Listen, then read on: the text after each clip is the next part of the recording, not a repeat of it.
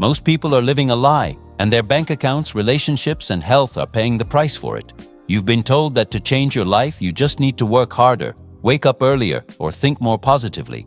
But what if I told you that's exactly why you're still feeling stuck? The truth is, there is a secret room inside your mind, holding all the power you've been denied. A place Carl Jung called the shadow. Today, we are going to stop scratching the surface of self-help and dive into the deep, sometimes dark psychological shifts that actually move the needle on your energy.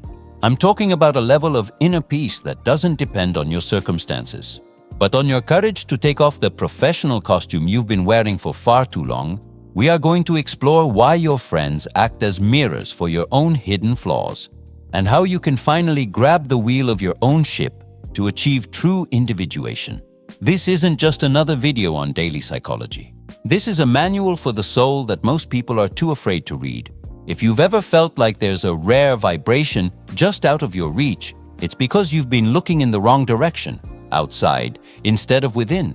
By the end of this journey, you won't just understand synchronicity.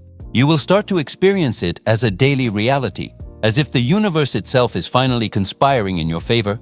We are going to break down the 5 pillars of Jungian transformation that turn a mundane existence into a masterclass of self-growth and mindfulness. Are you ready to see what's behind the door you've kept locked for years? Or are you going to keep wondering why the magic never seems to find you? The shift starts now. Have you ever felt like you're carrying an invisible weight, a heaviness in your chest that doesn't belong to your schedule or your bank account? Most people spend their entire lives running away from a secret room inside their own hearts. A place where they've locked up every bad thought, every surge of anger, and every ounce of jealousy they were told to hide. Carl Jung called this the shadow, and the truth is, the more you try to keep that door bolted shut, the more it rots your inner peace, leaking into your daily psychology and making you snap at the people you love most. Think of your mind as a grand old estate, but there's a cellar you haven't visited in decades. When you feel a sudden irrational grumpiness toward your partner for simply breathing too loudly, or you feel a wave of bitterness when a friend succeeds, that's your shadow banging on the door. Desperate to be seen, you aren't a bad person for having these feelings.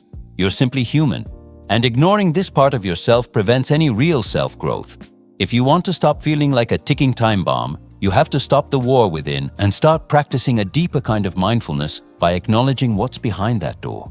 To begin this process of individuation, you don't need a PhD. You just need the courage to look at the mess. Next time you feel a surge of dark emotion, instead of pushing it down, try a simple exercise. Sit with it for 5 minutes and say, "I see you, anger," or "I recognize you, envy." By bringing these traits into the light, they lose their power to control your reactions. And suddenly, the air in your house feels lighter and more breathable. It's the ultimate shortcut to inner peace, allowing you to reclaim the energy you've been using to keep that door closed.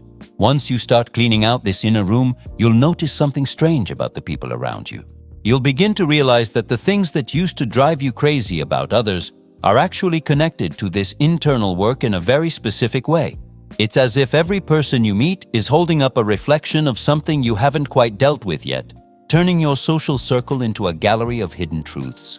This realization changes everything about how you see your friends and family, because suddenly, the world starts looking less like a battlefield and more like a series of mirrors. Sometimes, the world acts as a massive unconscious reflection, a phenomenon Carl Jung identified as projection. It's quite a trip when you realize that the person who irritates you the most is actually showing you a loud or rebellious part of yourself that you've suppressed to maintain your persona. When you point a finger at a friend's flaws, 3 fingers are pointing back at your own shadow, revealing the traits you haven't yet integrated into your journey of individuation. This isn't a coincidence. It's your mind trying to show you what's missing for you to achieve true inner peace in your daily psychology. This magic mirror manifests during those heated moments when a friend's behavior feels absolutely unbearable. If you find yourself thinking, "I can't stand how much attention they seek," ask yourself if you've been neglecting your own need to be seen or heard instead of reacting with judgment. Use that friction as a tool for self-growth and mindfulness. By acknowledging that the annoying trait lives within you too, the external conflict loses its heat and your friendships suddenly become much easier to navigate. To master this, Try a mirror audit the next time a coworker or a close friend rubs you the wrong way. Take a deep breath and honestly ask, what part of this behavior am I not allowing myself to express? If they are lazy, perhaps you are overworked and need to give yourself permission to rest.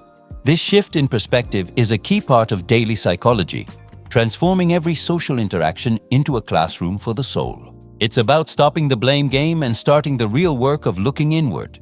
By embracing these reflections, you stop being a victim of your environment and start becoming the architect of your own character. You'll find that as you stop judging the reflections in others, your own energy begins to shift into a more harmonious frequency.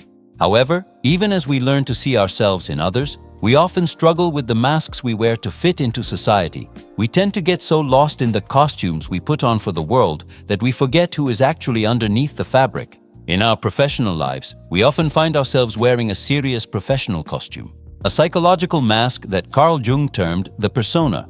This mask is a necessary tool for social survival, helping us navigate the demands of the office or the expectations of our neighbors with ease. However, the danger arises when you start to believe that you are the mask, leading to a profound loss of inner peace. If you don't learn to hang up this costume at the end of the day, your daily psychology becomes a performance, leaving you exhausted and disconnected from those you love. Imagine a high-level executive who brings their demanding boss energy home to the dinner table, treating their spouse like an assistant and their children like employees. This misalignment stunts self-growth because the real you is being suffocated by the rigid fabric of the role you play for a paycheck. To maintain mindfulness, you must realize that the mask is just a functional utility, not your true identity. When you fail to make this distinction, you lose the ability to be vulnerable, preventing the deep connection that is essential for a balanced life. A practical way to handle this is to create a decompression ritual between your work and your personal life. When you arrive home, physically change your clothes, take a shower, or spend 10 minutes in silence to consciously shed the professional layer. Think of it like an actor leaving the stage. You wouldn't wear your knight's armor to bed, so why carry your corporate armor into your sanctuary? This simple act of mindfulness allows your authentic self to breathe, ensuring that your individuation process isn't hijacked by a role that only serves the external world. By learning to step out of your superhero costume, you reclaim the energy needed to navigate your own private journey. You begin to see that while the world may demand a certain performance, your true power lies in the quiet spaces where the mask is absent. Once you stop letting your job title define your worth, you gain a new kind of freedom, the freedom to finally take the helm of your own life. This leads us to the realization that many of us aren't actually driving our own lives, but letting the costume or others decide our destination. Most people spend their lives as passengers on their own boat, letting the winds of parental expectations or the currents of social trends decide their direction. Carl Jung called the act of seizing the wheel individuation, the process of becoming the singular, unique individual you were always meant to be. It is the ultimate form of self-growth, where you stop being a carbon copy of your neighbors and start listening to the quiet, persistent voice of your own soul. Without this shift, inner peace remains a distant dream because you are living someone else's version of reality. In your daily psychology, this often feels like a heavy should hanging over every decision you make. You should want that promotion. You should live in that neighborhood. Or you should agree with the majority even when your gut says no. To reclaim your power, you must practice a rigorous form of mindfulness that questions these invisible scripts. When you finally say no to a social obligation that drains your spirit, you aren't being selfish. You are finally beginning to steer your own ship toward a destination that actually matters to you. A practical step in this journey is to identify one area of your life where you are currently people-pleasing and make a conscious, firm change. For instance, if you are reading a popular business book just because everyone else is, but your heart is craving the deep wisdom of The Undiscovered Self by Carl Jung, put down the trend and pick up the truth. This small act of defiance is a declaration of independence for your shadow and your light, proving that you are no longer a slave to the persona society expects you to maintain. As you begin to steer with your own compass, you'll find that your rare vibration starts to attract a different kind of reality. You'll stop fighting the waves and start noticing that the ocean itself seems to be helping you along your path. It's a strange phenomenon where the world starts to wink at you through coincidences that feel a bit too perfect to be random. This alignment is the first sign that you are moving in harmony with something much deeper than your own ego, signaling a shift toward a truly magical connection with existence. Have you ever thought of an old friend you haven't seen in years, only to have them text you 5 minutes later? Carl Jung called these meaningful accidents synchronicity, and they are far more than just random luck.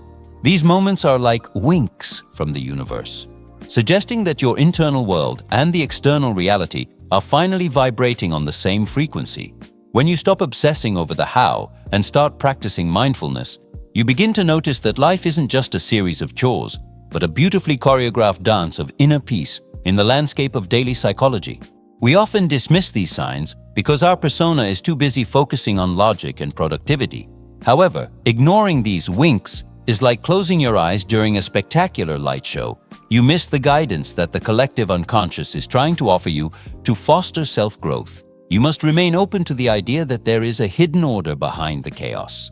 When a specific book keeps appearing in your path, or 3 different people mention the same obscure topic in one day, pay attention. It's the universe trying to help you with your individuation. To apply this, start a synchronicity journal alongside your regular habit of daily psychology. Simply jot down these odd coincidences without trying to overanalyze them with your ego.